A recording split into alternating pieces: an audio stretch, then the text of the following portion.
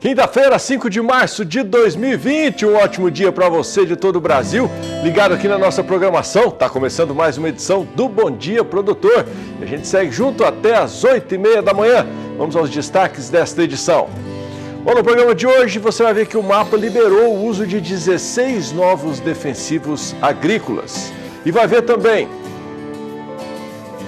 Do Rio Grande do Sul, as informações da Expo Direto Cotrijal 2020, que segue até sexta-feira aqui em Não Mentoque. É uma das maiores feiras de tecnologia da América Latina. Eu trago informações sobre o mercado de ovos durante a quaresma, considerado o período mais importante para o setor avícola de Postura. Bom, eu destaco ainda para você que o Senado aprovou a medida provisória que facilita o crédito e o financiamento das dívidas para os produtores rurais, a MP do Agro. E claro, tem oportunidade de negócio, tem leilão, tem muita informação. É agora no Bom Dia Produtor. Fique com a gente.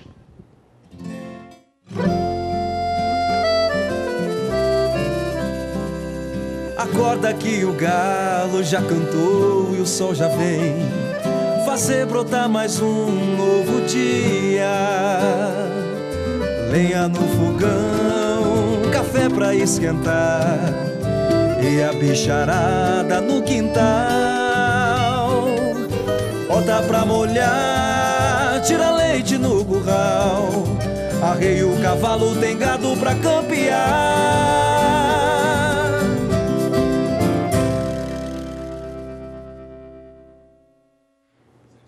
São 7h03, muito bem-vindo aqui a mais uma edição do Bom Dia Produtor.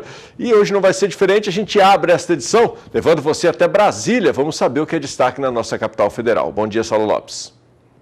E o plenário do Senado concluiu nessa quarta-feira a votação da medida provisória 897, conhecida como MP do Agro.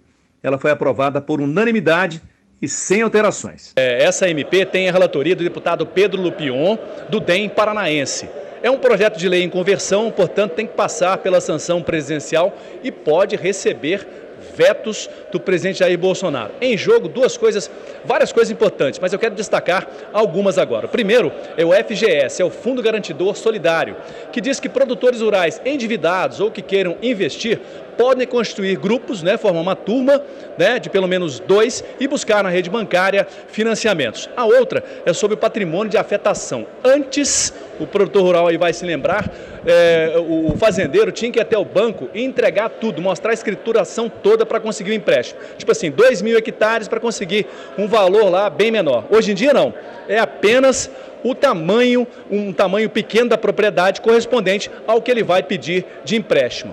Portanto, há aí também em jogo o investimento de 5 bilhões de reais de investimentos na produção da próxima safra. De Brasília, Saulo Lopes. Bom, e agora a gente recebe aqui no programa o analista da Scott Consultoria, o Felipe Reis, que traz para você aí a sua análise sobre o mercado do boi gordo. O mercado do boi gordo tem trabalhado com os preços andando de lado em boa parte das regiões monitoradas aqui pela Scott Consultoria. Em Mato Grosso do Sul, por exemplo, os preços ficaram estáveis nesses primeiros dias de março, tanto em Dourados, na região de Dourados, como também na Praça de Três Lagoas. Apenas em Campo Grande, que ao longo dessa primeira semana de março, o preço do boi gordo teve uma leve alta, de 0,5%. Contudo, na média do estado, o preço subiu 3,1% na comparação mensal, ou seja, atualmente o pecuarista está recebendo cerca de R$ 5,50 a mais por arroba, em comparação com os produtores que realizaram o negócio há 30 dias atrás. Para o curto prazo, a expectativa é de que com o recebimento de salários, o consumo melhore, o que pode colaborar com preços maiores pelo boi gordo. Aproveitando a oportunidade, gostaria de convidá-los para o encontro de confinamento e recreadores da Scott Consultoria, que será realizado em Ribeirão Preto, interior de São Paulo, entre os dias 14 e 17 de abril. Além do encontro de confinamento e recreadores, a Scott Consultoria também está promovendo o projeto Confina Brasil. O objetivo deste projeto é o de mapear e analisar a situação atual dos confinamentos do país e o objetivo é visitar cerca de 1 milhão de animais confinados, o que representa cerca de 20% de todos os bovinos confinados do país. Para saber mais sobre o Confina Brasil, por favor acesse o site www.confinabrasil.com. Bom, destaque para você saber mais também sobre esse encontro de confinadores que vai ser realizado em Ribeirão Preto pela Scott Consultoria. É só você dar um pulo até o portal sba1.com. Logo no começo do portal, em cima ali tem um banner. Você clica e você será direcionado para a página que tem todas as informações para você participar. Bom, a gente segue falando ainda de cotação do boi gordo, ainda com a apuração da Scott Consultoria, dando aquele giro tradicional de todas as manhãs por todas as regiões do Brasil, destacando preços para você. Lembro sempre que os preços são para uma boiada comum, à vista e livres de fundo rural. Vamos girar então e vamos começar, como sempre, pela região sudeste, trazendo preços de São Paulo, Minas, Rio de Janeiro e Espírito Santo. No sudeste nós tivemos alta de R$ 2,00 em Belo Horizonte, Minas Gerais, apenas essa movimentação. Vamos direto então para a região sul, onde a movimentação também é pequena, tivemos apenas queda de R$ 1,00 no Paraná. Chegando aqui para o lado do centro-oeste, primeira tela que destaca Goiás e Mato Grosso do Sul, tivemos apenas alta de R$ 1,00 aqui em Campo Grande, na capital sul-mato-grossense. Na segunda tela do Centro-Oeste, que destaca Mato Grosso, tivemos queda de R$ 1,00 em Cuiabá e queda de 50 centavos no sudoeste do estado. Vamos para o Nordeste agora, onde a gente teve também apenas um movimento de alta de R$ 2,00 em Alagoas. E encerrando o nosso giro, passando pela região norte, também pouca movimentação, apenas queda de R$ 1,00 em Redenção, no Pará. Bom, na sequência agora você fica então com a cotação, do fechamento da cotação do bezerro Nelore ontem. Lembrando que os dados também são apurados pela Scott Consultoria.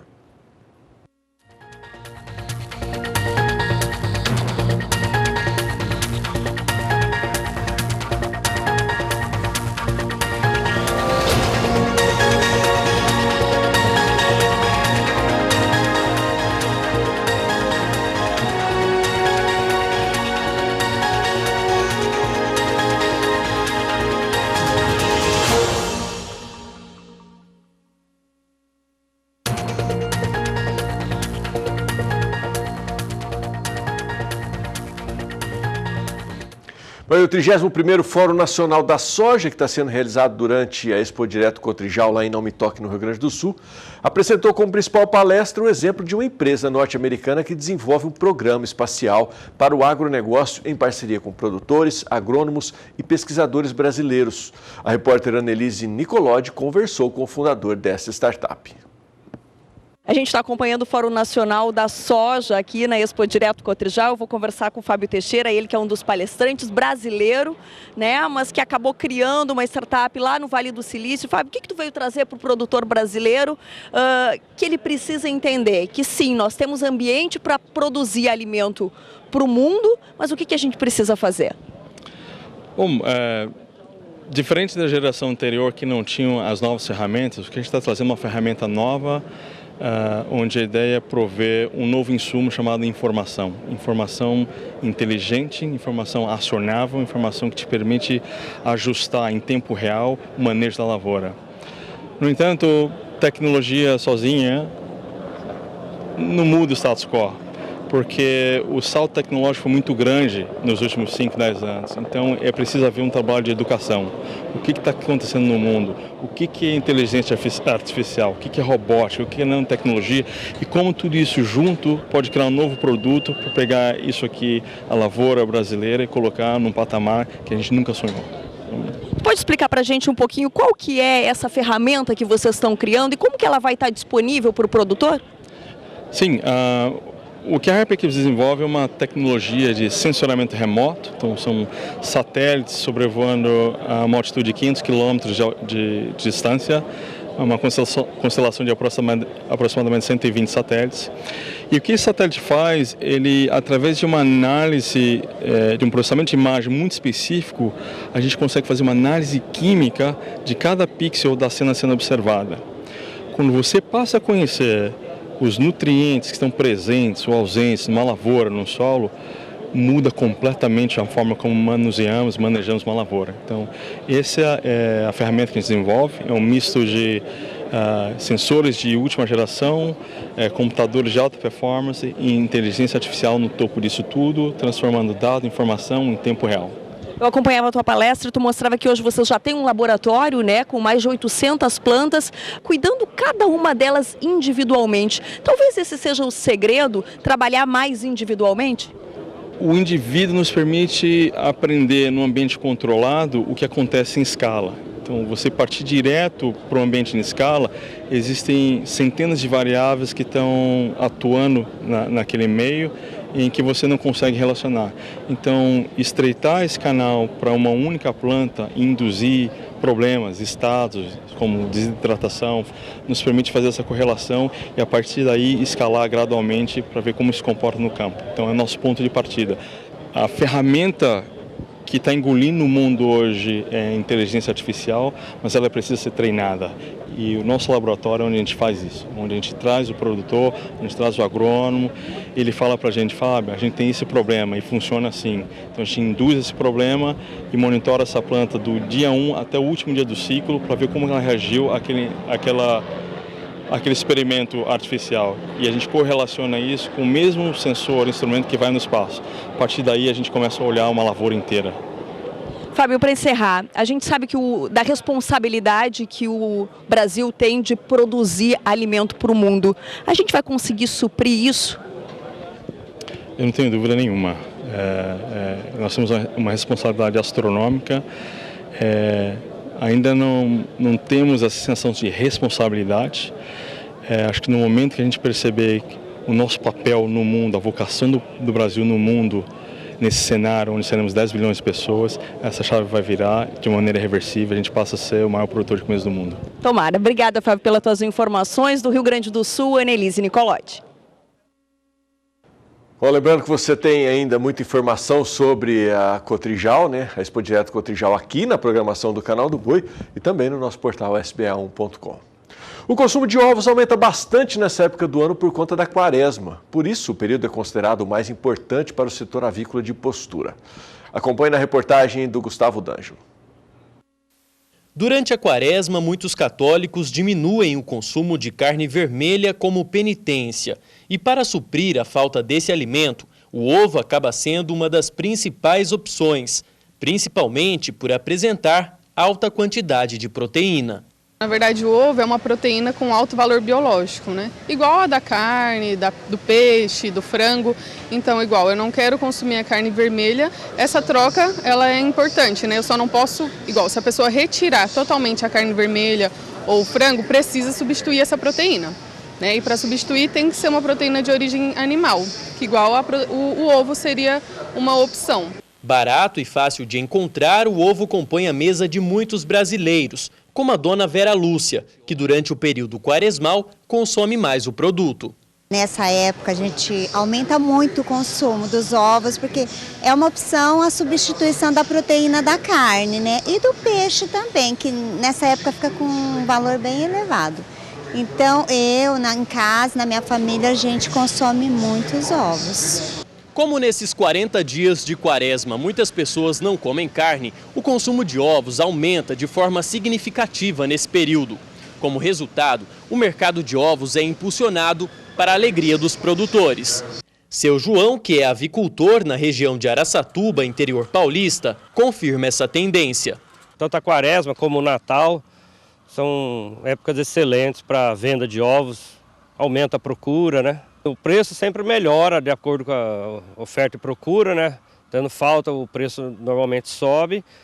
E a gente tenta conciliar assim, um aumento de produção nessa época do ano, justamente para atender essa demanda.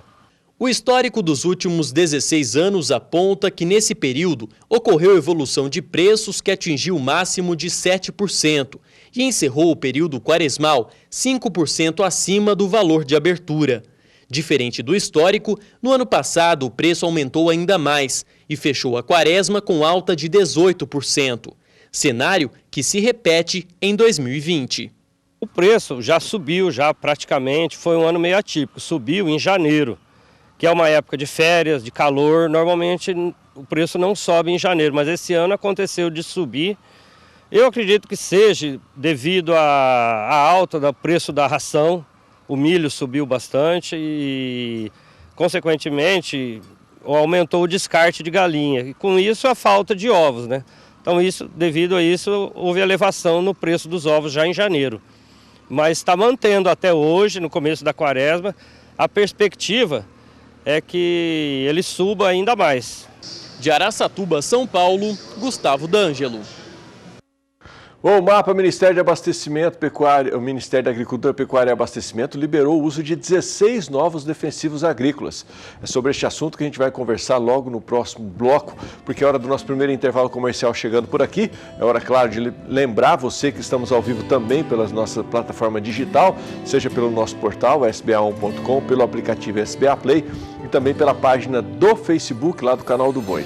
Você pode acompanhar a gente por qualquer um desses canais e ainda participar com a gente, interagindo pelo Facebook ou aqui pelo WhatsApp que está na sua tela, 998631001. Eu vou para o intervalo comercial e deixo você com previsão do tempo para algumas cidades da região Centro-Oeste. Volto já.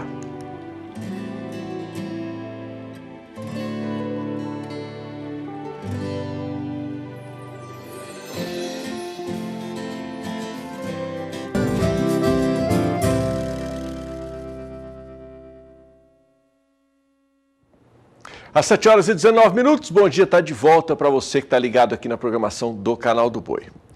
O Ministério da Agricultura liberou o registro de 16 defensivos agrícolas formulados, ou seja, aqueles que podem ser utilizados nas plantações.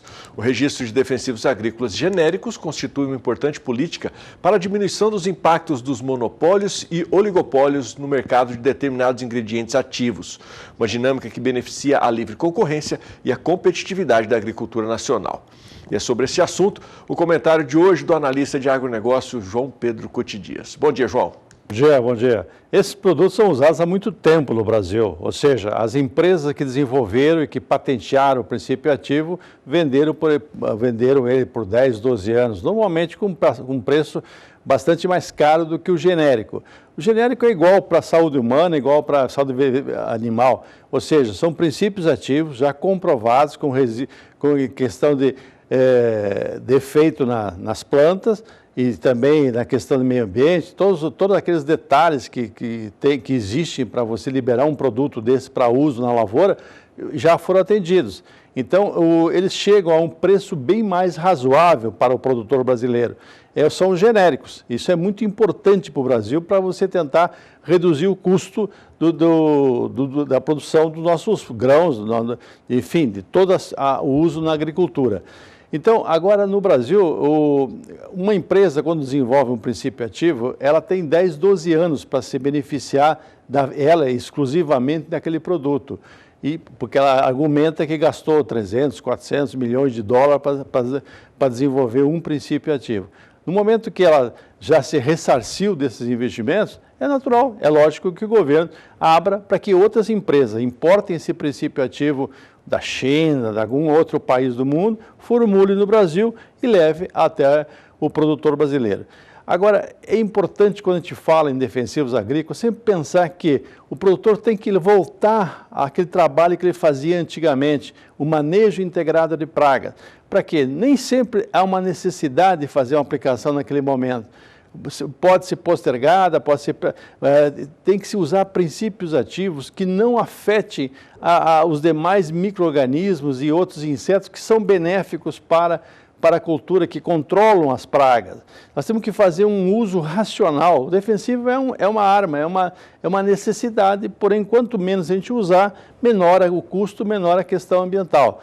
Hoje no mercado está avançando muito os defensivos biológicos. É uma outra alternativa extremamente importante que o senhor e a senhora têm que pensar.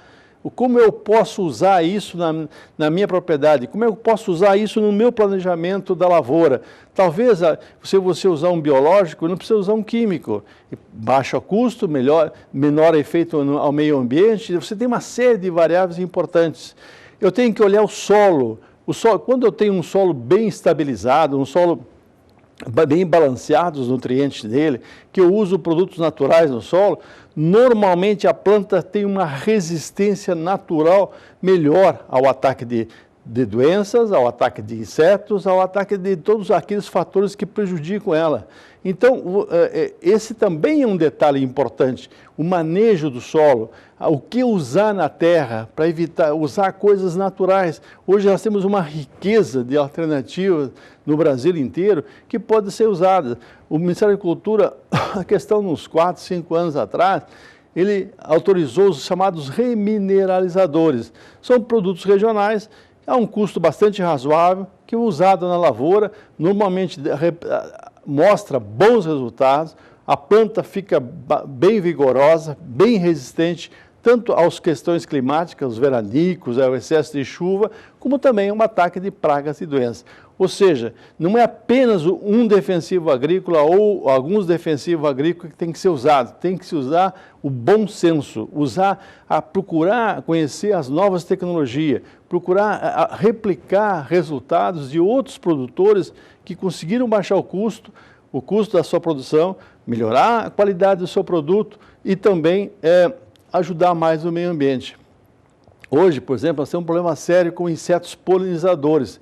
Tem alguns princípios ativos que são muito questionados hoje o uso deles.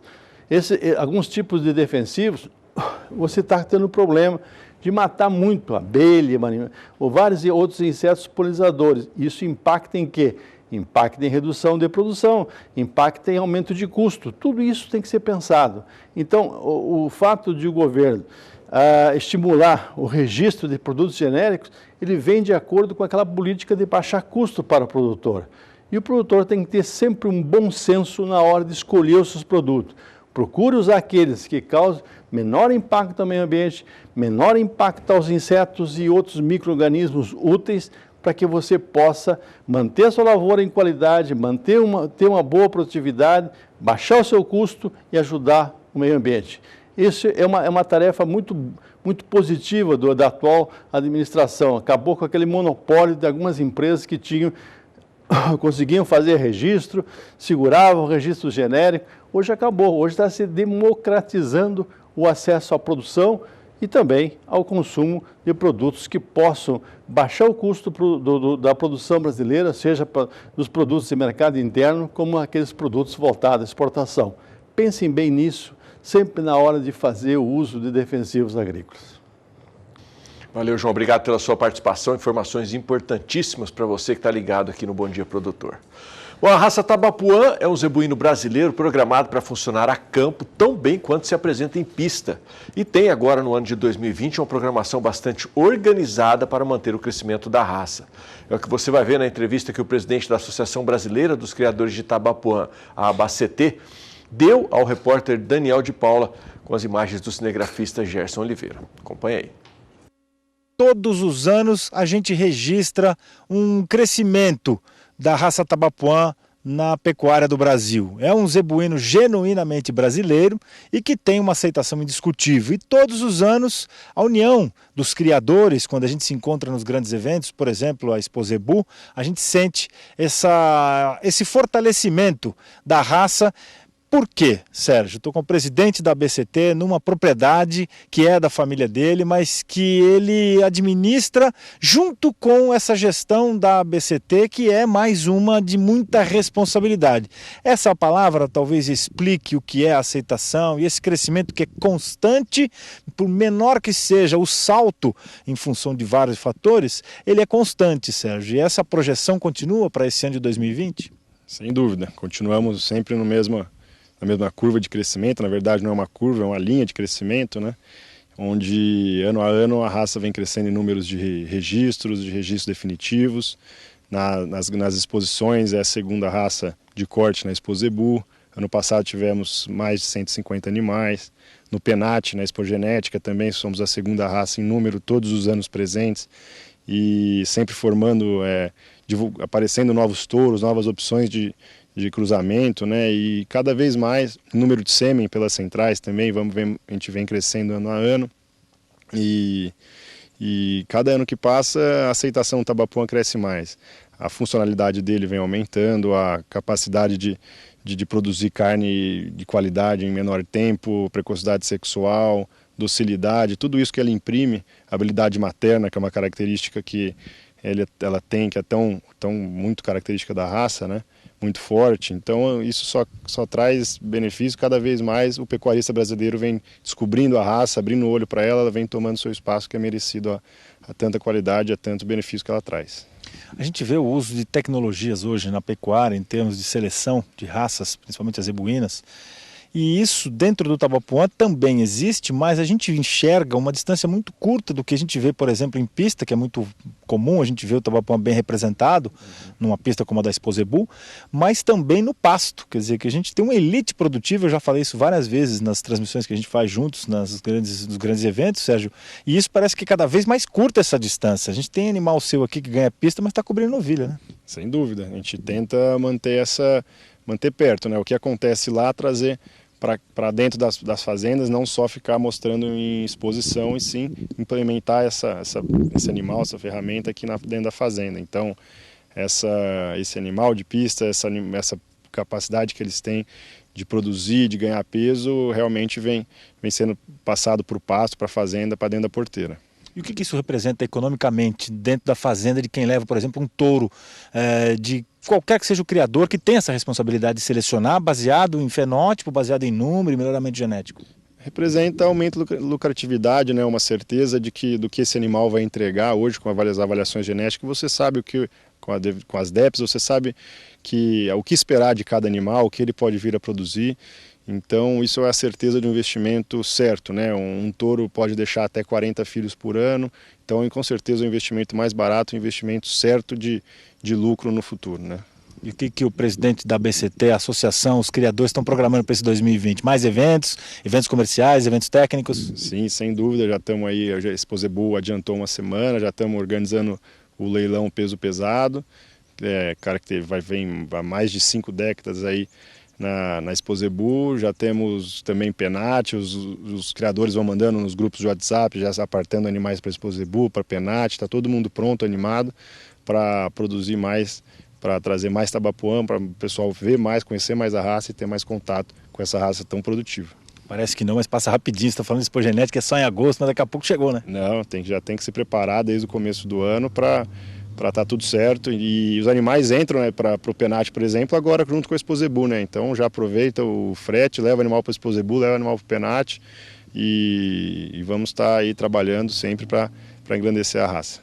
Isso é planejamento e isso representa resultado econômico. E nós, do Canal do Boi, como sempre, estaremos ao lado de selecionadores, de criadores que se importam com o mercado e com a produção de pecuária de corte do Brasil. Estaremos, então, mais uma vez juntos ao longo deste 2020 com a raça Tabapuã dentro da programação aqui do Canal do Boi. Bom, lembra você que o primeiro grande evento da raça vai ser a venda especial no De Olho na Fazenda Tab G4, do qual o Sérgio Germano faz parte, pelo Tabapuã TJG, que vai abrigar na sua fazenda Porto Seguro, em Nova Granada, São Paulo, junto com o Tabapuã do Córrego e o Tabapuã TRO, entre os dias 23 e 28 de março, vendendo genética de ponta a preço fixo, tá? Aqui na programação, fechando com um baita leilão no último dia. Tudo, claro, aqui pelo Canal do Boi. É só você ficar ligado que a gente mostra tudo para você. Bom, e tem mais um intervalo chegando por aqui, mais uma oportunidade para você interagir com a gente, seja pelo WhatsApp, seja pela página do Facebook, lá no Canal do Boi. No próximo bloco, nós vamos falar sobre uma das tecnologias apresentadas lá na Expo Direto Cotrijal, uma inteligência artificial que promete diminuir os custos e aumentar a produtividade da lavoura. E falando no Rio Grande do Sul, você fica aí com previsão do tempo para algumas cidades da região sul do Brasil. Eu volto já.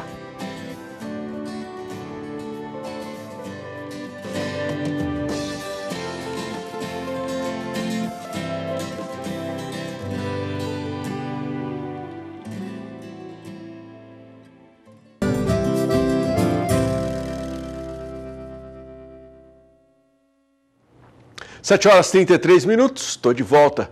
E uma das oportunidades para os produtores que estão visitando a Expo Direto Cotrijal, lá em Não Me Toque, no Rio Grande do Sul, é a Arena Agro Digital. O destaque é um robô que, através de inteligência artificial, ajuda a solucionar problemas na lavoura. Confere aí que bacana. Agricultura BR na Expo Direto Cotrijal. Estamos na Arena Agro Digital 2020, uma inovação aqui na feira, e eu vou conversar com a Márcia Capelari. A Márcia Capelari é da área de gestão e inovação do IMED, e ela vai falar aqui a respeito de uma tecnologia que está sendo apresentada, está chamando muita atenção, o pessoal está em torno dele aqui, né? Daqui a pouco a gente vai apresentar esse robô.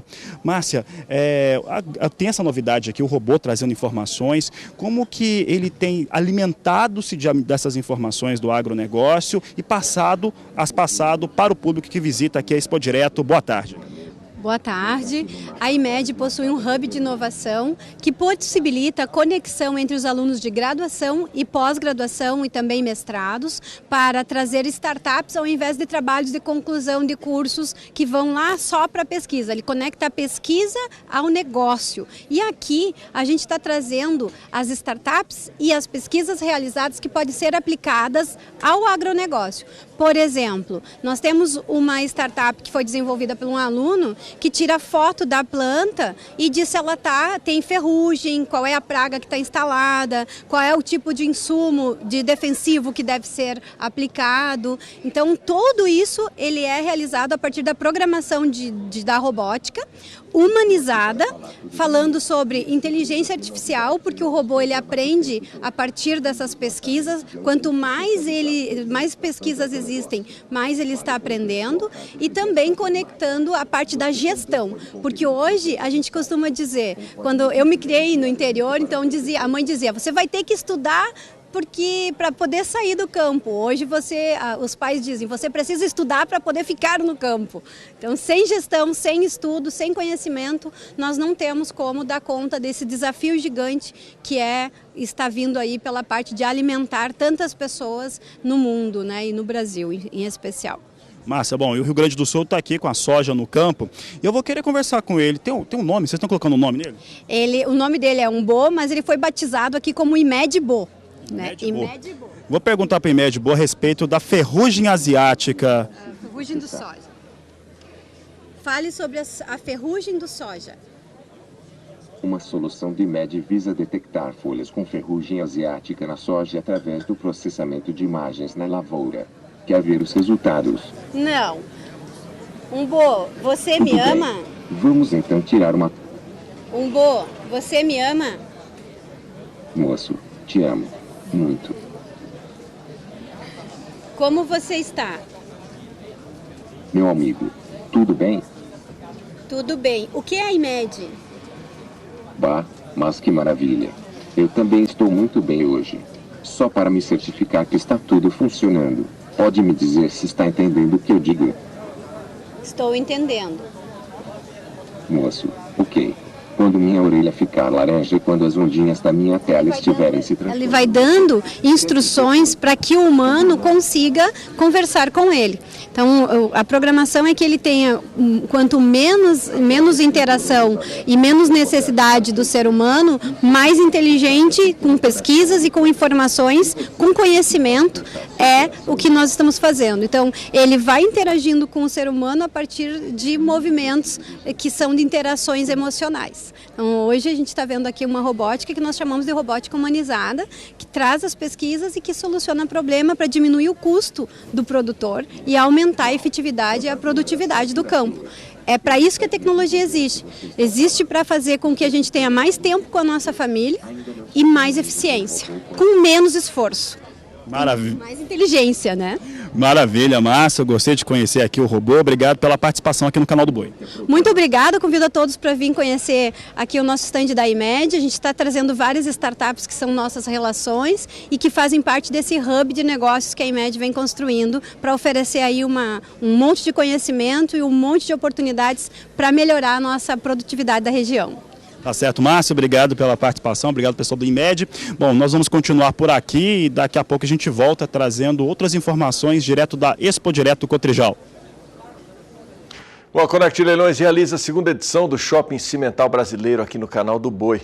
O evento será realizado entre os dias 10 a 14 de março, com vendas também a preço fixo em horários alternativos, e se encerra no dia 14, a partir das 2 horas da tarde, com um leilão que apresenta aí machos e fêmeas cimental PO e animais meio sangue. Vamos conhecer um pouco mais do criatório na reportagem que você confere agora.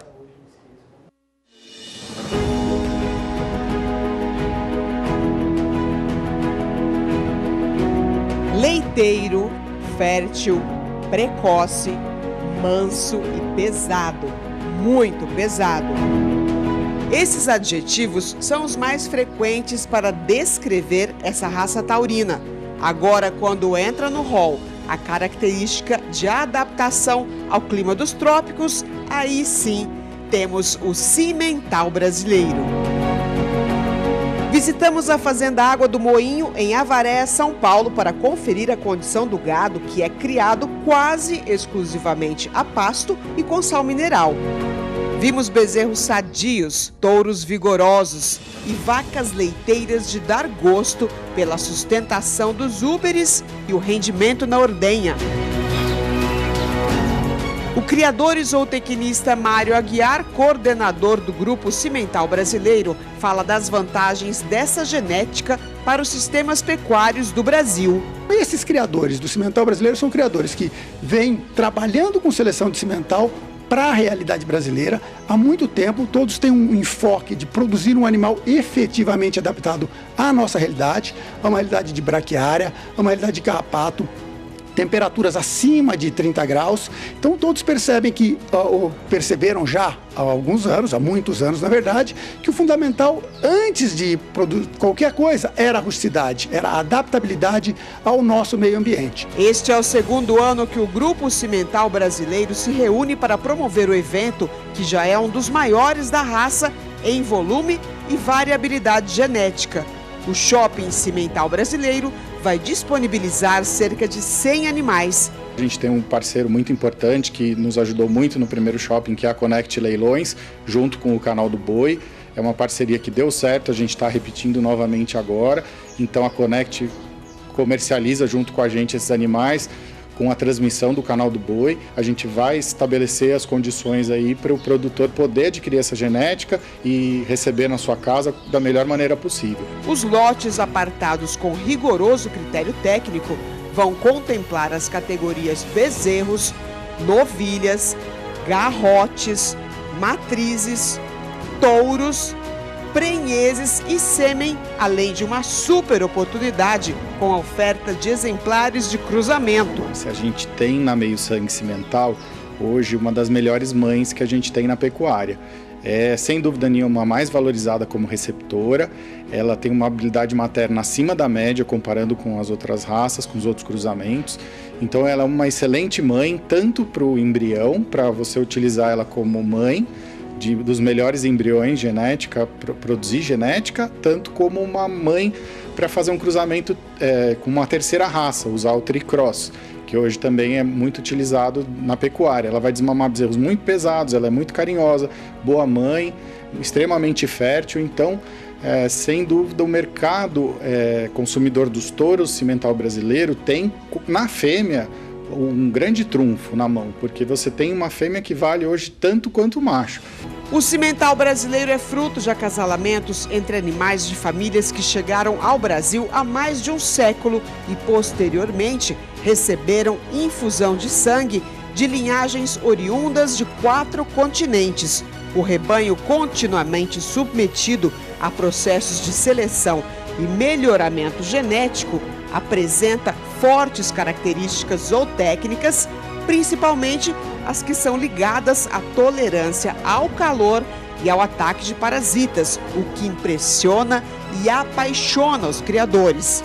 O cimental de 2, 3 anos para cá, ele cresceu muito em matéria de exposição, de participações em eventos, de interesse de pessoas, de procura de touros, inclusive de comercialização de fêmeas. Então a raça, ela vem crescendo bastante nesses últimos 2, 3 anos, muito alicerçada, e paralelamente a isso, nós vivemos um outro momento econômico no Brasil. Um momento onde todos nós acreditamos mais, estamos muito mais confiantes no atual governo, no trabalho que vem sendo feito. A pecuária também, com o aumento da arroba, tende a crescer. Então eu acho que é um momento excepcional, uma oportunidade excelente para quem quer efetivamente começar a trabalhar com uma raça que dá certo, que dá resultado, que tem mais de 100 anos sendo selecionada no Brasil e selecionada de maneira científica, correta para a nossa realidade.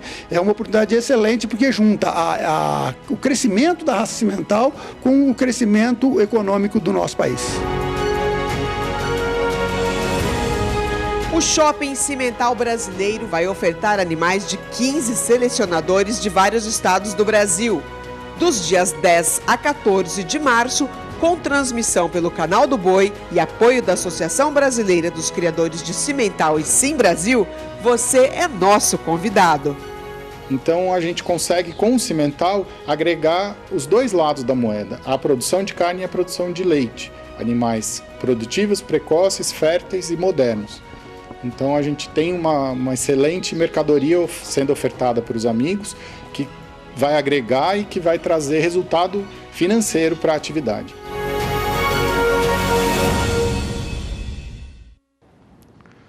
Bom, chegado mais a hora de mais um intervalo por aqui no Bom Dia Produtor. É hora de você conhecer empresas parceiras, tecnologias que elas apresentam aqui na nossa programação e hora de você interagir com a gente também, seja pelo WhatsApp, que está aí na tela, 998633001, ou pela página do Facebook, também você pode mandar sua mensagem.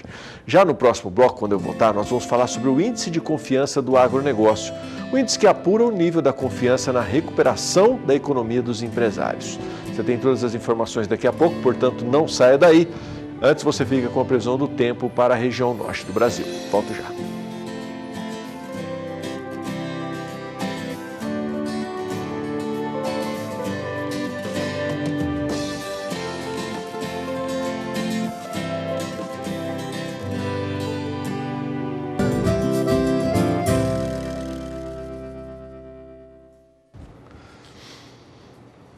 Já são 7 horas e 47 minutos. Está chegando agora? Seja muito bem-vindo. Ainda tem muita informação para você aqui nesta edição do Bom Dia Produtor.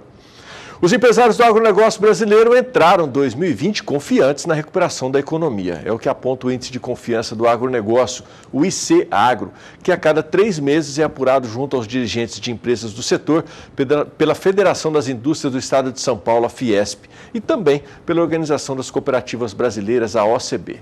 O OIC Agro, que mede o humor dos empresários no agronegócio, subiu 8,7 pontos entre o terceiro e quarto trimestre de 2019, um recorde. O coordenador desse estudo no DEAGRO da Fiesp, Antônio Carlos Costa, esteve na Bolsa Brasileira de Mercadorias e bateu um papo com Walter Puga Júnior. Para Antônio Costa, apesar das turbulências nesse início de ano, o agronegócio brasileiro deve terminar 2020 com avanço. Acompanhe a entrevista que vale muito a pena.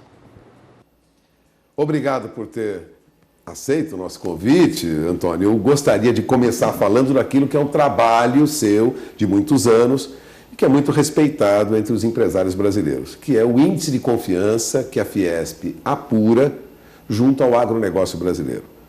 O último índice, divulgado em janeiro, mostrava uma perspectiva positiva do agronegócio brasileiro? Mostrava sim, mostrou, veio uma boa surpresa. Talvez não fosse tanta surpresa assim, em face dos indicadores que já vinham mostrando uma melhora no ambiente de negócio. Acho só importante pontuar, esse trabalho a gente desenvolve junto com a Organização das Cooperativas Brasileiras, a OCB, um trabalho que vem desde 2013, então a gente tem uma série histórica bastante interessante aí para avaliar. Você está falando dos últimos resultados, eles derivam aí de uma conjuntura bastante favorável, aí no final do ano passado, né? Porque a gente concentrou essa pesquisa aí na segunda quinzena de dezembro e pegou um pouquinho aí na primeira de janeiro também. Então a gente teve aí no cenário internacional, por exemplo, uma perspectiva de primeira fase de acordo aí entre Estados Unidos e China, né?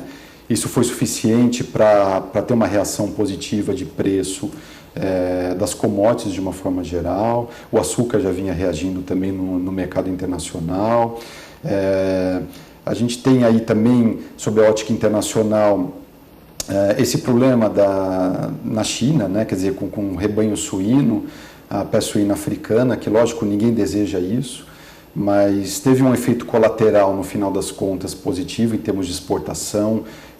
E o Brasil ganhou com isso? Ganhou com isso, né? Porque o mundo não está preparado para oferecer carne suína aí.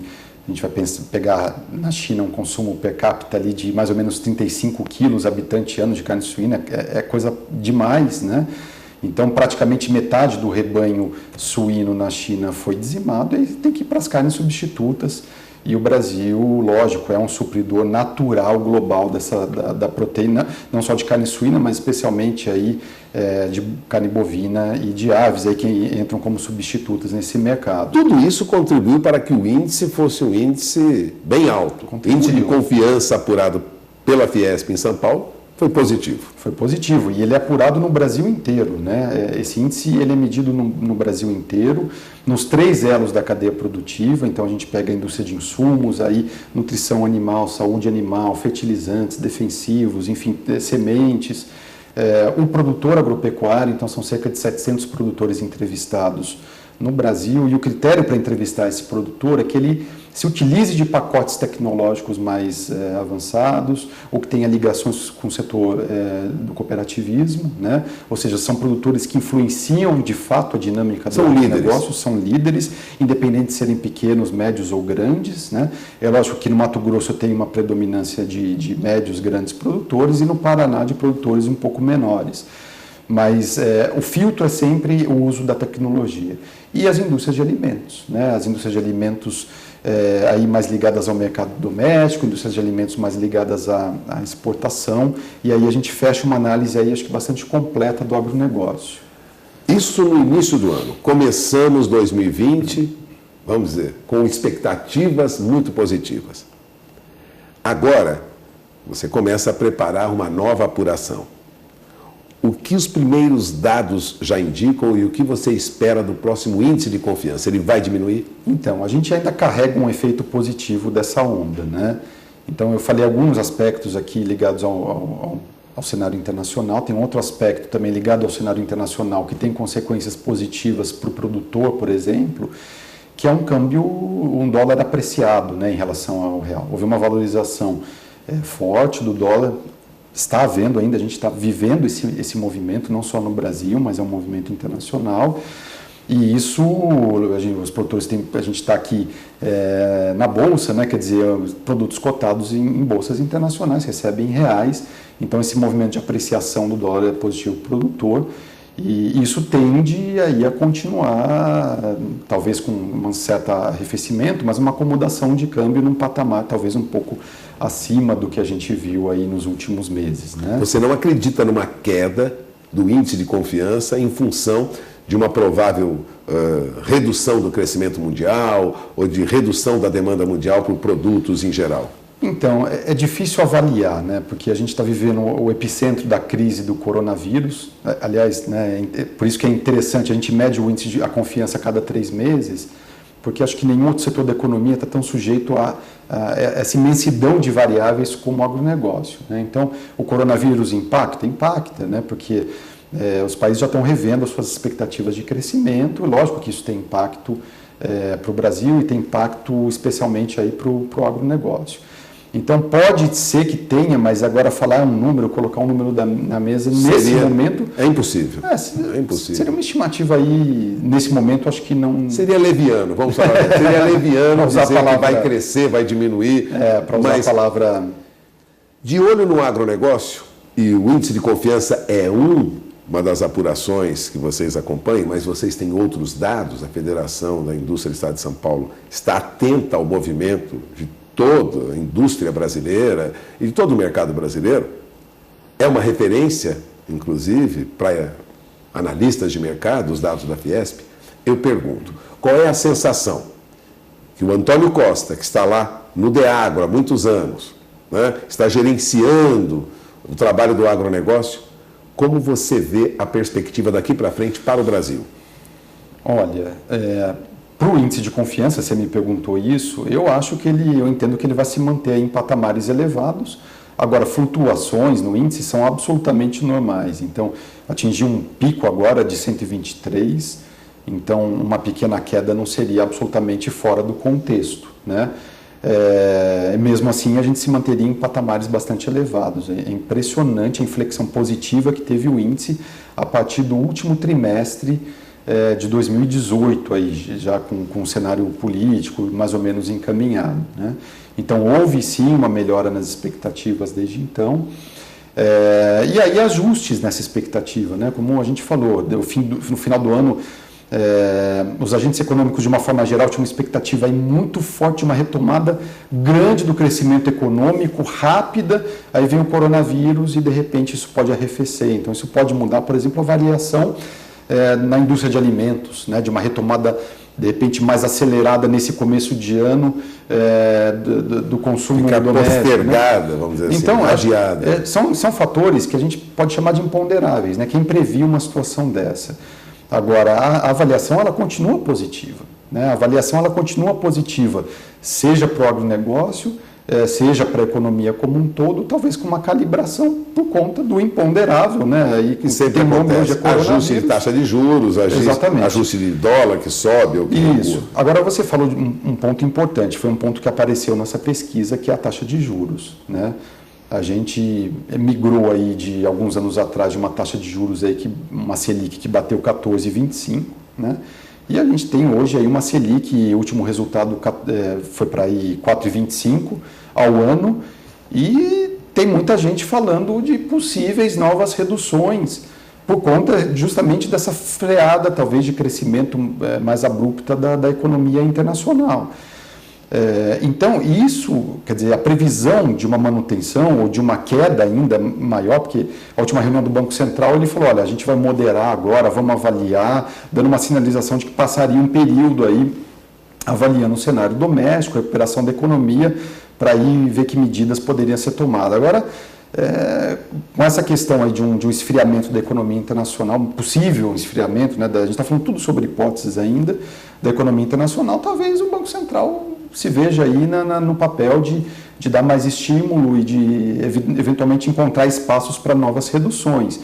Agora, o que é interessante é que a gente vê isso de uma forma perene, né? Quer dizer, não é um movimento de curto prazo, é um movimento que a nossa expectativa é um movimento que veio para ficar. É uma mudança estrutural mesmo da política monetária brasileira, e que tende, sem dúvida nenhuma, a ter um efeito muito positivo em termos, por exemplo, de crédito, né? De crédito, e a gente está falando de crédito governamental, né? E de crédito privado também, né? Ou seja, os bancos financiando o agronegócio. Financiando novos agentes de financiamento, né? Então, eu acho que tem, por isso que eu falo, uma mudança talvez de patamar, né? E na macroeconomia do agronegócio, que há muito tempo a gente não via, e talvez os efeitos positivos disso sejam sentidos ainda por um tempo.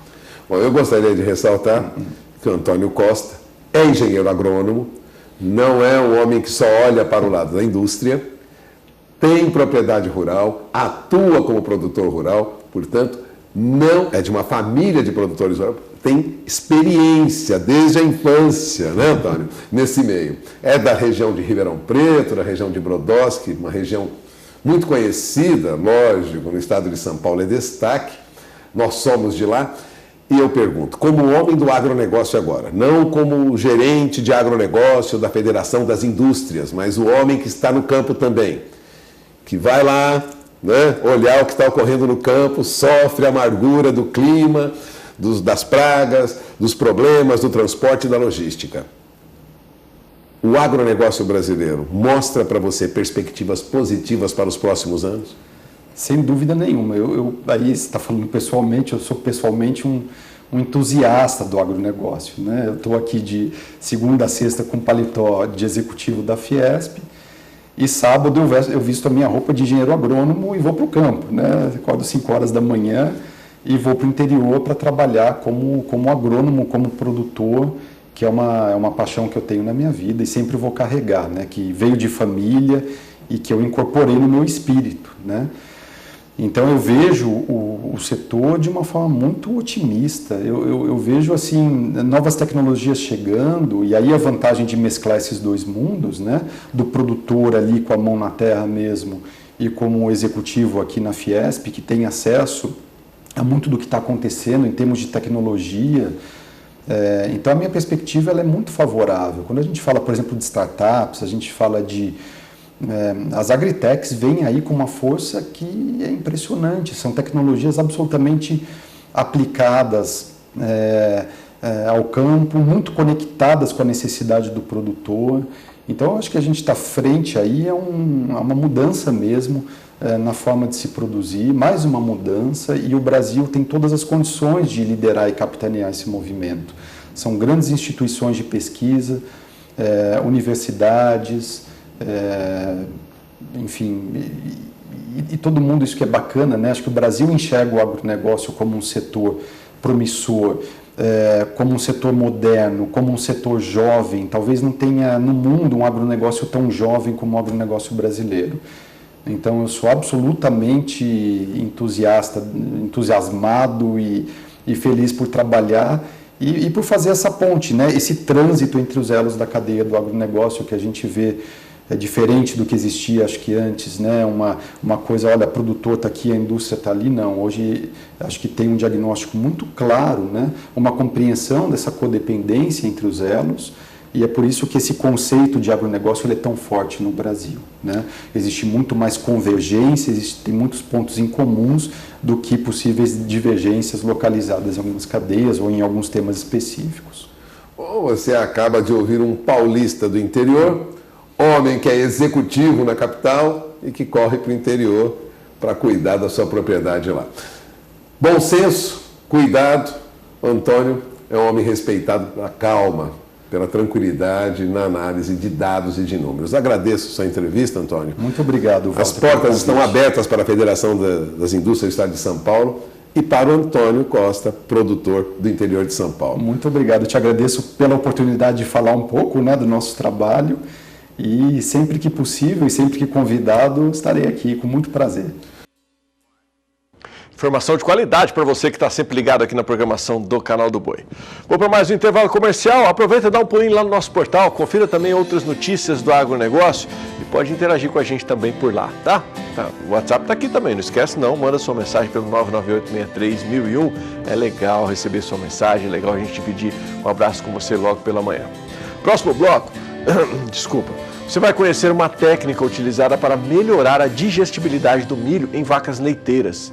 Se não me engano, essa é mais uma matéria que vem lá da Emater, Minas Gerais, que é desenvolvida por lá e exibida em parceria aqui com o Canal do Boi. Daqui a pouco eu te trago todos os detalhes e você fica com a previsão do tempo para a região Nordeste. Enquanto eu vou, mas volto e você fica por aí.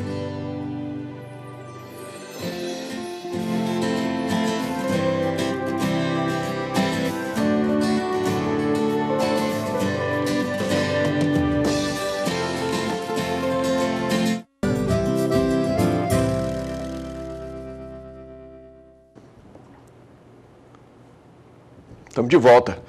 Como eu adiantei para vocês agora há pouco, o milho é muito importante na alimentação do gado de leite, mas pode ser um grão muito duro e difícil de absorção pelo animal. Você vai conferir na matéria que eu vou te mostrar agora o trabalho de pesquisadores lá de Minas Gerais que ensinam uma técnica para melhorar a digestibilidade do alimento. E como eu disse para você, essa é uma matéria que é produzida pela Emater e veiculada aqui em parceria com o Canal do Boi. O milho é muito usado na alimentação do gado de leite, mas por ser um grão muito duro, ele é de difícil digestão para ruminantes como os bovinos. O professor da UFLA, Marcos Pereira, e sua esposa Renata, que é pesquisadora da IPAMIG, estudam há cerca de 15 anos formas de melhorar a digestibilidade do material pelo rebanho e concluíram que o milho reidratado é a técnica mais indicada. Então, a digestibilidade do milho reidratado, ela é conseguida porque a gente tem 3 fatores aí atuando. Uma seria a moagem do material, o outro seria a hidratação do material e o outro seria a conservação, ou seja, a silagem. Então, dessa maneira, você consegue uma melhoria da digestibilidade, fazendo com que o animal coma menos e produza a mesma quantidade. O casal é proprietário da fazenda São Francisco, em Ijaci, o município vizinho a Lavras, no sul de Minas. No sítio de 10 hectares, eles têm 50 vacas holandesas com uma produção diária de 35 quilos de leite cada. A fazenda serve de estudos para o casal, que realiza diversos experimentos, como a medição do consumo individual de cada vaca. Tudo é detalhadamente anotado. Com base nesses dados, o casal comprovou a eficiência do milho reidratado na dieta das vacas. A adoção do sistema traz ainda outras vantagens. Primeiro seria o armazenamento dessa silagem, né, que pode ser feito em silos menores, mas que vão ser dimensionados de acordo com a necessidade que você tem no consumo da dieta. A outra vantagem seria o condensamento da atividade, né? Então não moer fubá todo dia, e sim fazer a silagem, que pode ser feita, por exemplo, em um dia. E a outra, que é uma das vantagens que a gente viu em termos de experimento, é a maior eficiência, uma melhor eficiência alimentar, que com a digestibilidade o animal acaba comendo menos e produzindo a mesma quantidade de leite ou até mais. A moagem do grão pode ser feita com diversos equipamentos de acordo com o volume a ser ensilado. O triturador de grãos é o ideal para os silos de tamanho pequeno a médio. Uma coisa importante é hidratar de forma homogênea, certo? Então a gente adaptou alguns canos aqui nesse moinho, esse é um moinho normal de grãos, né? Então à medida que o moinho vai moendo, já vai saindo uma água numa vazão que a gente regula. A gente busca ter mais de 30% de umidade no momento da ensilagem. Ideal mesmo, entre 30 e 40, 35 é uma meta bem comum. Se a água não for bem homogeneizada, ela pode causar fungo na silagem. O professor também chama a atenção para o tamanho das peneiras usadas no triturador. Então, no silo que a gente vai abrir logo, rápido, a gente moe fino. Muitas vezes a gente moe fino até só a boca do silo, na hora que você vai abrir, né? Posso moer mais grosso e no final da silagem você usa uma peneira mais fina para o que você for usar mais rápido. O que é usar rápido? Menos que 30 dias. Se você for ensilar mais que 30 dias, mais ou menos, né, você pode usar uma moagem mais grosseira. O bom armazenamento da silagem também é importante para garantir um alimento de qualidade na ração do rebanho. Então, no caso, a gente forrou as paredes, forra o fundo, né, que é uma coisa que não se faz normalmente em silagem de planta inteira de milho, né, e mais porque o alimento é um concentrado, é uma ração, a gente não quer ter perda nenhuma. Coisa importante, na hora de descarregar, tirar reto e 15 a 20 centímetros por dia aqui, ó, certo? Então, por causa da entrada de ar no silo, se você não descarregar pouco, o material vai encontrando com oxigênio e ele vai esquentar, vai dar fungo, pode dar problema. Então é importante descarregar 15 a 20, por isso tem que calcular o tamanho dos silos. Os silos também podem ser concretados. Outra possibilidade, indicada principalmente para pequenos produtores, é ensilar em tambores. Além de ser mais barato, não há desperdício do material. Mas não dá para descuidar na hora de dar a ração. E o manejo do descarregamento é muito importante. O mais rápido possível, antes de ser oferecido aos animais, se você tirar uma silagem e colocar na temperatura ambiente, ela vai esquentar. Isso pode deprimir consumo. Então a gente descarrega cedo, antes da alimentação. Seguindo esse passo a passo, os pesquisadores aumentaram a eficiência alimentar do rebanho. Achar um grão de milho inteiro no esterco do gado virou coisa do passado e a produção de leite está maior.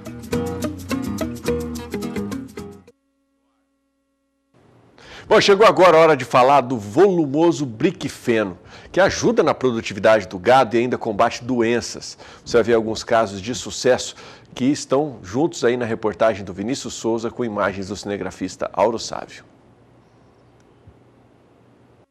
O Briquifeno é um produto que substitui silagens de milho, bagaço de cana e outros volumosos. A técnica consiste na prensagem de forrageiras como a braquiara. Foi concebido para muitas finalidades, dentre elas a facilidade de transporte e o alto rendimento na nutrição. Por ser compacto, com 5% de umidade, o bloco é de fácil armazenagem. Na hora de alimentar o gado, após hidratação, atinge 6 vezes o volume do feno armazenado. Segundo o diretor da empresa, Gilberto da Cunha, o volumoso é pré-cozido a temperaturas de até 150 graus. O processo deixa o produto livre de mofo, de bactérias e contaminantes. Outra vantagem, segundo Gilberto, é o equilíbrio do pH do rumen do bovino. Como é um volumoso, da agora para frente, né, nós estamos entrando em junho, né, a pastagem vai perdendo aquilo que eu te falei, já vai perdendo digestibilidade. O clima mais frio, o vento vai secando o pasto. Então a gente faz esse complemento, a gente traz o pasto para o coxo, e o pasto dessa forma, digestiva, palatável. Então isso vai evitar que o gado consuma, e a gente fala rapar o pasto, né?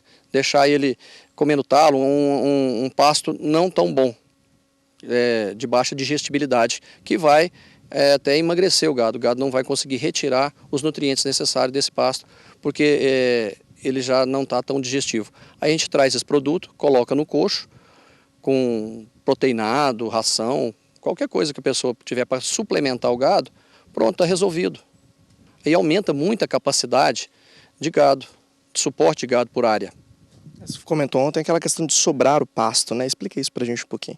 Sim, você tem que ter manter um pasto, para depois você evitar de ter que reformar um pasto mais vezes. Então, você fazendo um manejo melhor da pastagem, suprindo. Antes você supria com minerais, com o proteinado. Só que o proteinado vai indo, a forragem, o pasto, pela quantidade de animais, não vai tendo mais como suportar aquilo. Aí a gente complementa com o Briquefeno. O produto é garantia de coxo limpo. Se servido a seco, começa a reagir com a saliva do animal, tornando-o palatável. E quando umedecido antes de servir, exala um cheiro que atrai o rebanho. Isso explica a satisfação do Cláudio, um pequeno produtor do Triângulo Mineiro que atesta os resultados do Briquefeno. O aproveitamento de um produto que era descartado, às vezes até queimado para poder desocupar espaço e agora transformado num alimento de excelente qualidade, de grande aceitação, palatabilidade, digestibilidade pelos animais, isso é uma coisa fantástica. Uma das vantagens do produto é que ele é de fácil armazenagem e também pode ser aplicado de maneira muito simples, já que é um produto seco. Além de ser extremamente palatável, ele influencia na digestibilidade do animal, potencializando a absorção de nutrientes. Isso tem resultado direto na produção e no desenvolvimento do gado. Desenvolvimento que faltou para este animal da fazenda do Cláudio. Foi aí que o encarregado, o Rodrigo, começou a alimentar o bovino com o Briquefeno. Ele chegou aqui numa situação bem difícil. Um boi magro, veio lá do meio da boiada, ele estava bem sentido. Aí trouxemos ele para a porta, começou o tratamento, pondo produto. Ele tá desenvolvendo demais. Você vê, o boi hoje é outra coisa, né? Ajudou demais. Já em Tupaciguara, também no Triângulo Mineiro, na fazenda do Fábio, o problema foi com a alimentação do rebanho, que teve intoxicação alimentar. Houve um surto de diarreia, mas apenas 3 dias fazendo uso do produto, houve melhora no confinamento. Não só como você vai ter uma lucratividade maior, que o gado não estando com diarreia, não estando com qualquer outro problema, você está tendo lucro, você vai aumentar os seus lucros. E outra é o financeiro, né? Financeiramente também o preço dele é muito bom, muito acessível, que você vai misturar ele com os outros produtos, que vai baixar bastante a dieta do seu gado. Resultado comprovado. Bom, mais um intervalo chegando por aqui, o último desta edição, já no próximo bloco. É hora da gente dar um pulo até São Paulo, até a Bolsa Brasileira de Mercadorias. Vamos escutar de Walter Pulga Júnior quais são as expectativas para as movimentações do mercado financeiro nesta quinta-feira. Semana se encaminhando aí já para a sua reta final, e foi uma semana de altos e baixos, eu diria muito mais altos no ponto de vista do dólar e muito mais baixo no ponto de vista da Bolsa, né? Quais são as expectativas para essa quinta-feira? Daqui a pouco o Pulga atualiza a gente.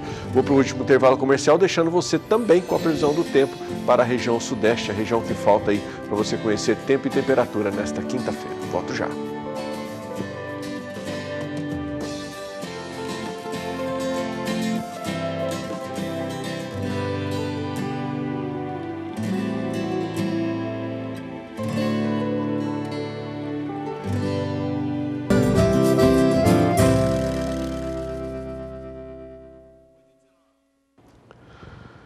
Oito horas e 19 minutos, é hora da gente saber notícias sobre o mercado financeiro. O PIB da agropecuária brasileira deve crescer até 4% este ano. É o que diz a Confederação de Agricultura e Pecuária do Brasil, após estudos que incluem também as indústrias de consumo, de insumos, aliás. Nós vamos até São Paulo, agora vamos bater um papo com o Walter Pulga Júnior, que tem mais informações, porque apesar das turbulências no mercado financeiro mundial, ainda podemos ser otimistas com o agronegócio brasileiro, né, Pulga? Bom dia. Bom dia a você, bom dia a todos. De fato, quando falamos do agronegócio brasileiro, as perspectivas são muito boas, né? A Confederação Nacional de Agricultura e Pecuária do Brasil divulgava ontem estudos apontando que o PIB da agropecuária brasileira crescerá entre 3% e 4% este ano. E como isso ocorreria? Ocorreria por conta da recuperação da produção de soja e mais do que isso, né? Por avanços nas cadeias de bovinos e de suínos. Aliás, a CNA estima que a safra agora, 2019-2020, Adriano, vai alcançar só para a soja 123 milhões de toneladas, e que o valor bruto da produção brasileira, o chamado VPB da soja, vai crescer 11%. Então temos aí uma perspectiva positiva, de olho na soja, de olho na bovinocultura e de olho também na suinocultura. No caso da pecuária, a estimativa da CNA é de alta de 20% na criação de bovinos e de 29% em suínos. E isso deverá garantir os resultados positivos para o PIB da agropecuária brasileira este ano. O valor bruto de produção do setor agropecuário poderá subir quase 10% nas estimativas da CNA, diante de um crescimento de 1,4% em 2019. Portanto, o valor bruto da produção vai crescer muito, segundo a CNA. Mesmo com essas previsões otimistas para 2020, no entanto, o assessor técnico da CNA, o Paulo Camuri, ele prega aos produtores rurais muita cautela e mais, ele ressalta, orientando os produtores, que eles devem investir na gestão de risco de produção, devem travar preço no mercado futuro e fazer operações de barter, aquela operação de troca, né, de insumos, de produtos pela produção, né? Troca de grãos, na verdade, por insumos. É o que aconselha o Paulo Camuri. Segundo ele, 2 pontos principais preocupam neste momento o agronegócio brasileiro. Lógico, o produtor deve estar de olho nisso. Os efeitos econômicos dessa desaceleração, dessa redução do crescimento na China é uma preocupação de fato. Estamos otimistas, mas temos que admitir que podemos ter problemas mais adiante e os impactos causados pelo vírus em todo o mundo, causando algum temor, alguma movimentação no mercado. Ainda não conseguimos, ele disse, aqui na CNA, precificar, né, quantificar o impacto que ocorre fora da China.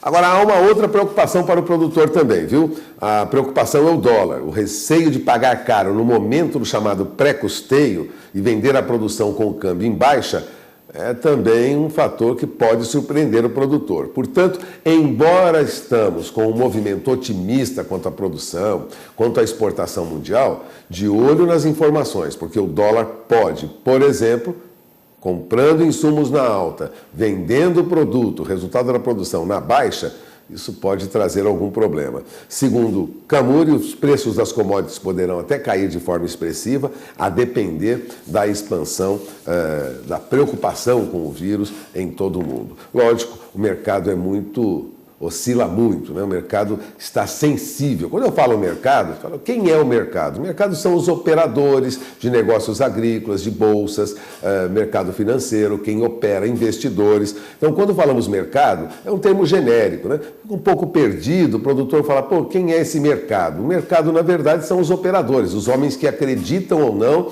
numa alta ou numa baixa, numa compra de determinado produto, seja aí cobre, seja soja, seja café, seja petróleo. Ou seja, são operadores do mercado financeiro que movimentam os recursos que fazem com que a produção cresça, o consumo também. Agora, vale lembrar que essa estimativa ela não é feita assim de olho em poucas informações, não, viu? A estimativa é feita por uma das principais organizações do setor, que é o CNA, e ela considera a metodologia semelhante à do IBGE.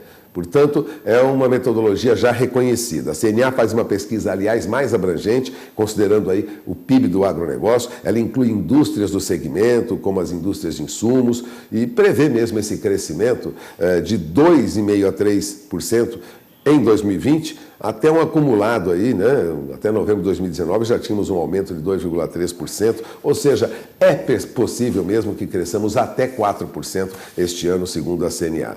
Portanto, de olho nas informações, a perspectiva ainda é boa, apesar das turbulências do mercado, você lembrou muito bem, mas dólar é preocupação, queda no consumo mundial ou dificuldade para transporte é outra preocupação e, lógico, sempre acompanhando a evolução dos negócios para encontrar a melhor maneira de operar. E travamento no mercado futuro é fundamental para garantir, pelo menos, uma certa rentabilidade lá na frente.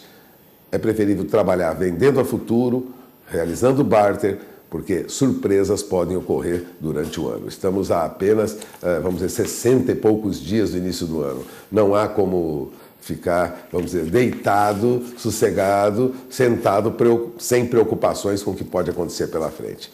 O mercado é muito dinâmico. Adriano? Porque eu vou falar um pouquinho de mercado agora. Ontem a Bolsa fechou numa leve alta, mas o que fazer para parar o tal temido, desenfreado e ascendente dólar? Mais uma vez, quebrou-se o recorde ontem de alta. O que fazer para parar o dólar, Puga? Olha, é muito difícil controlar o câmbio. Existe uma brincadeira, uma piada que se faz entre os economistas, e que o câmbio, né, a troca de moedas, ela foi criada para desapontar, para desacreditar economistas. É muito difícil fazer previsão sobre o câmbio. Mas, de olho no que está ocorrendo, 11ª sessão consecutiva de alta para o dólar, não dá para esperar que o dólar pare de subir daqui para frente. A perspectiva é que possa ter até algum recuo, mas a perspectiva é de alta. E é de alta por quê também? Porque há sinalização do Banco Central Brasileiro de que poderá ocorrer uma redução na taxa básica de juros de novo. E se aqui o juro pago é menor, lógico, há a perspectiva de uma saída de dólares do país, mais uma saída de dólares do país. Isso significa, lógico, que há necessidade de compra de dólares, há um aporte de reais para o mercado de dólar, o dólar tende a subir. Bom, é esperar para conferir, mas a julgar pelo andar da carruagem, veja você, R$ 4,57 mais 93, o dólar subia ontem mais de 1,5%, chegou a passar de R$ 4,58, na mínima caiu para R$ 4,50, ou seja, R$ 4,50 já foi o piso ontem. Agora estamos começando o dia partindo de R$ 4,57 mais 93, praticamente R$ 4,58. Perspectiva daqui para frente é que o dólar chegue aí a 4,60. O Banco Central tenta atuar evitando uma alta acentuada no dólar. Portanto, as negociações caminham se estabilizando em valores mais altos, aliás, como nós esperávamos nas últimas semanas, contrariando o que se esperava lá atrás, né? Esperávamos dólar na faixa de 4, 4,10, veja, já está em 4,58. Bom, o câmbio continua variando e oscilando muito com tendência de alta. Não há perspectiva nesse momento de uma baixa. Agora, o que acontece nos principais mercados brasileiros? Nos principais mercados do mundo, vamos dizer, antes de falar do mercado brasileiro de ações, os índices da China subiram nesta madrugada, né? Atingiram os valores mais altos das últimas 7 semanas. Tivemos alta na Bolsa de Tóquio de mais de 1%, Hong Kong subiu mais de 2%, Seul também subiu. Bom, na Ásia as bolsas vieram em alta. Mas e o que acontece na Europa nesse momento? As bolsas vêm em queda. O índice DAX da Bolsa de Frankfurt caía agora há pouco mais de 1,30%. O IBEX, lá na Bolsa da Espanha, que é um índice de referência, perdia quase 2%. Paris, índice CAC, com queda de mais de 1,5%. E no Reino Unido a queda superava 1,65% agora há pouco. Ou seja, enquanto na Ásia as bolsas reagem positivamente, na Europa elas vêm em baixa. E por que as bolsas vêm em baixa na Europa? Porque não há, a princípio, um socorro imediato dos bancos centrais, do Banco Central Europeu, para com o mercado. Há promessas de que haverá um socorro em caso de dificuldades, né? Aumento da liquidez. Em suma, despejar dinheiro no mercado.